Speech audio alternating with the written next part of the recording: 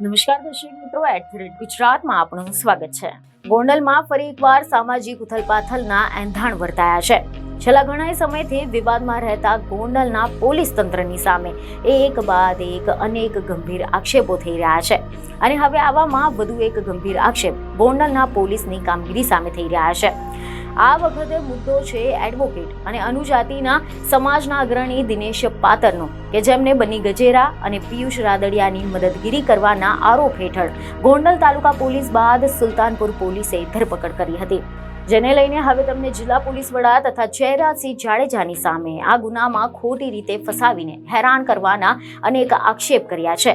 સમાચાર એવા મળી રહ્યા છે કે વકીલ દિનેશ પાતર જામીન મુક્ત થયા બાદ તેમની તબિયત બગડતા તેમને સારવાર અર્થે ગોંડલ સિવિલ હોસ્પિટલમાં ખસેડવામાં આવ્યા હતા અને આ અંગે જાણ થતાં તેમના સમર્થકો હોસ્પિટલ ખાતે પહોંચી આવ્યા હતા અને દિનેશ પાતરને પોલીસ ખોટી રીતે હેરાન કરતી હોવાના આક્ષેપોની સાથે ઉગ્ર વિરોધ કર્યો હતો। અહેવાલ એવા મળી રહ્યા છે કે દિનેશ પાતરે જણાવ્યું કે રાજકુમાર જાટ કેસના સીસીટીવી ફૂટેજ જિલ્લા પોલીસ વડા પાસે છે, જે જયરાજસિંહ તથા ગણેશના છે અને આ અંગે હું જાહેરમાં બોલ્યો એટલે મને ખોટી રીતે હેરાન કરવામાં આવી રહ્યો છે। દિનેશ પાતર ને પોલીસે 2 ગુનામાં આરોપી બનાવી દીધા છે અને દિનેશભાઈના કાલે જામીન થયા છે। કાલે રાતે મારી એમની સાથે વાત થઈ છે અને એમને ખૂબ જ પાણી પીવડાવીને એટલા ટોર્ચર કરવામાં આવ્યા છે પીઆઈ પરમાર અને વડોદરા દ્વારા કે જાણે દેશમાં કાયદો વ્યવસ્થા ન્યાયતંત્ર કંઈ હોય નહીં અને જાણે ગોંડલના અમુક કહેવાતા ધારાસભ્યોને એનો પરિવાર છે એ જ સર્વે હોય એ રીતે આખું વાતાવરણ ખડું થઈ ગયું છે। એટલે અમારા દીકરાને તમે દુઃખી કર્યો છે તો અમે તમને જવાબ આપશું। એના ભાગરૂપે આપણે આવતા મહિને 1 લાખ દલિતોનું સંમેલન ગોંડલ મુકામે કરવા જઈ રહ્યા છીએ। આપણે આગલા એપિસોડમાં 50,000 ગયા હતા, હવે આ વખતે 1 લાખ લોકો લઈને જવાના છે।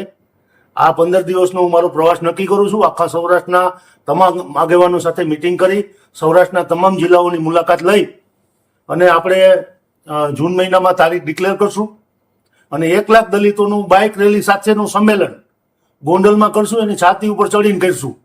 અને તમે જ્યારે અલ્પેશ કથિરિયાના આવ્યા હતા ત્યારે જે તમે કાચ ફોડવાના નાટક કર્યા હતા એવા તમે કરજો।